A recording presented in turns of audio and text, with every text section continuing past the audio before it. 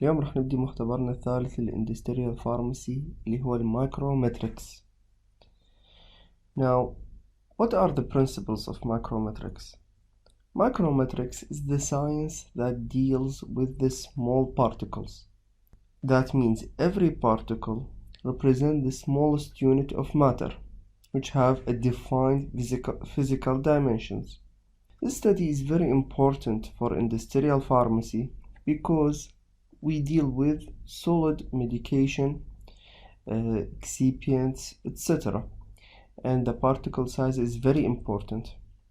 So, as we are dealing with solids, and these solids, according to the processes they enter, they will have different dimensions and different particle size, and this affects therapeutic effectiveness.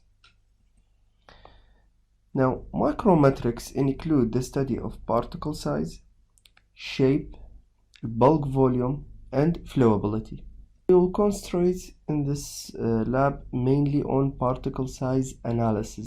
Now, this is very important. Why? Because first, it is related to the bioavailability, controls the dissolution rate, and this affects absorption of medication. The particle size, when it increases, the dissolution rates decreases. Now, for example, gerzovolvine, which is an antifungal medication, when it was originally introduced into the market as an oral solid powder, the particles of the active pharmaceutical ingredient gerzovolvine were large particles.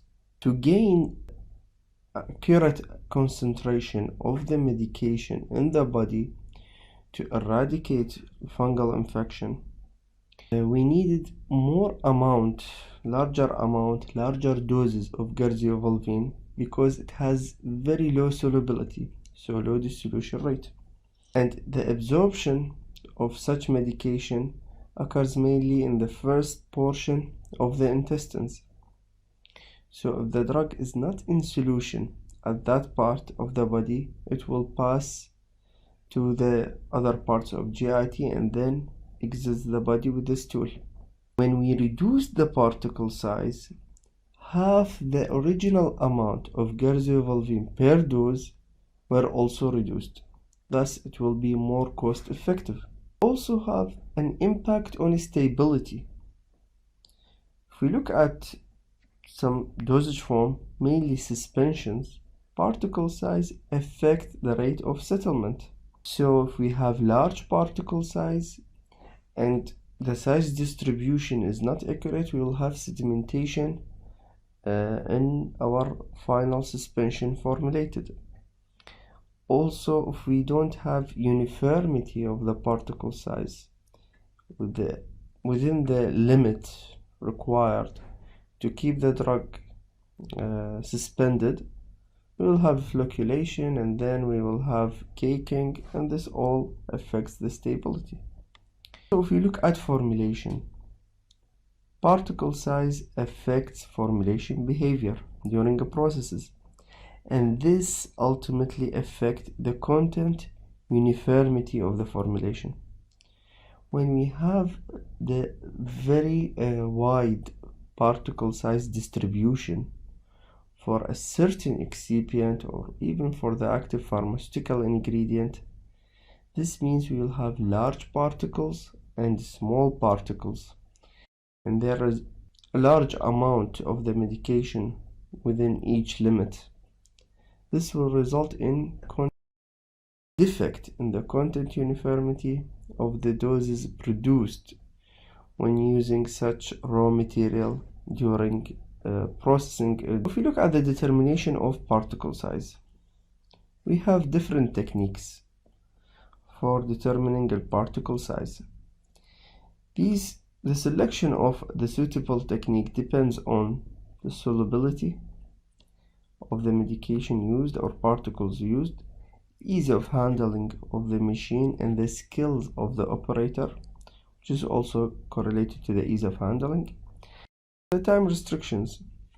Are we working on a laboratory scale or we're working in an industrial scale where we have to process and give back, which is the responsibility of the quality control center, feedback immediately. Can we use these excipients or these dry material powders or not? Now, one of the first methods used for measuring particle size is the microscopic method. The microscopic method uses a calibrated ocular on microscope to count at least 200 particles in a single plane. That means in a single field. The particle size usually between 0.2 to 100 micrometer, depending on the strength of the lenses used. The advantage of microscopic method, we can examine each particle individually, which considers an absolute measurement of particle size.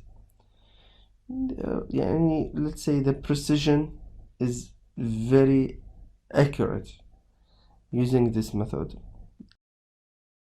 It depends if we have a skilled operator to do these measurements. Now, the disadvantage is that we measure 2-dimension only, thus we neglect the thickness. When we place the sample in the field and we look at it from above, we'll have a 2D dimension, not a 3D dimension. And it is time consuming, and as I have said previously, we need an experienced staff so we can have these accurate measurements. The second method is the sieving method. The sieving method is a more simpler method. As you can see here from the picture of the device, we will have a series of sieves lined vertically one above another. We introduce the sample from the opening above. The sieves have different mesh size. That means the different diameter of the opening in each sieve plane. And we will arrange them from larger sieves to smaller sieves opening. Then we will weigh the amount retained in each sieve, and we will do the calculation to get the average, the particle size, and other complex measurement for particle size distribution. Now, as we have mentioned, sieves can be referred by their size or by mesh size. This method can be affected by many factors such as sieve loading, duration, and the agitation intensity. The agitation intensity can be manipulated from the device as the sieves are shaken horizontally, and the duration of the agitation also impacts the real distribution of the particles throughout the sieves. The advantages of sieving method is that it is easy to perform. There's not much handling by the operator, no need for skilled operator.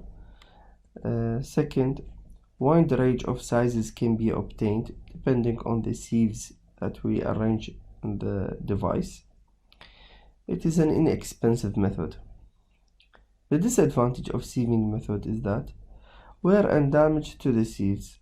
When we use abrasive material, it will cause damage to the sieves, so we need to change them regularly. Weight loss of the material. After placing the material on the device, we need to place a large amount to make sure that we'll have an accurate estimation, and this amount is more or less we'll have a loss of it. So if we are using an expensive active pharmaceutical ingredient, this method will not be very much suitable. Particles with irregular shape will be difficult to measure. Particles with irregular shape will give us false measurement. These will stick between the sieve opening or will not pass through the sieve opening, although they are smaller than the sieve opening because of their irregular shape. say like needle shape, etc., it will not be possible to pass them through the sieves. Now, the third method is the Coulter-Counter method. Particle is suspended in a conducting liquid and pass through a small orifice. Conducting liquid, we mean that it can conduct electricity. This orifice has electrodes on its either side. As particle passes, it displaces its own volume of electrolyte, and change in electrical resistance occur, which is amplified and calibrated in terms of particle size.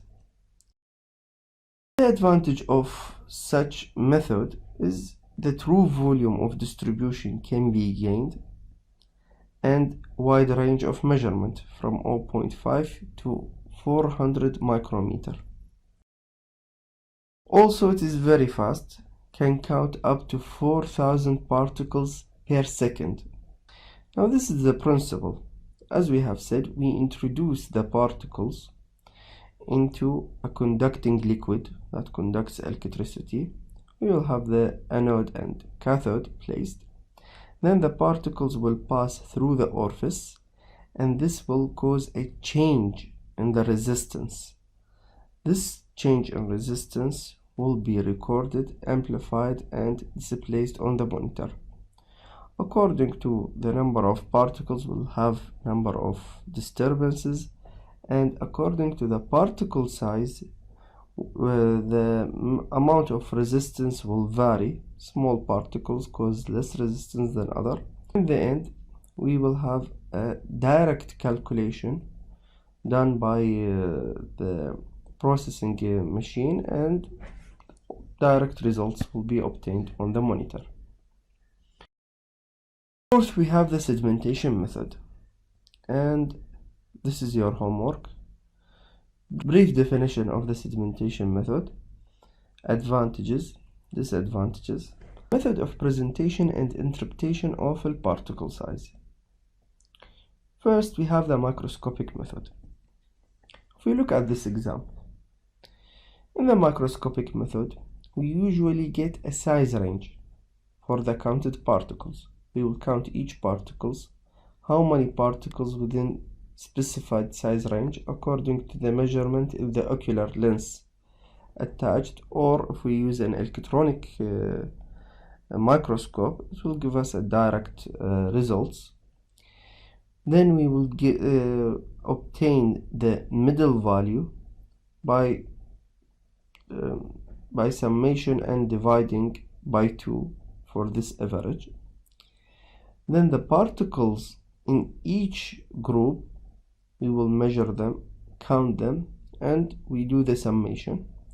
Then we multiply the number of particles, which is n, by the middle value of each size range, and we do the summation. The average particle size will be calculated by dividing the summation of number of particles multiplied by the middle value for each of size group counted, divided by the total number of particles used in the microscopic field. This will give us the size range. Now for sieving method, here we have the sieve number and we have the mean opening. This is recorded on each sieve number.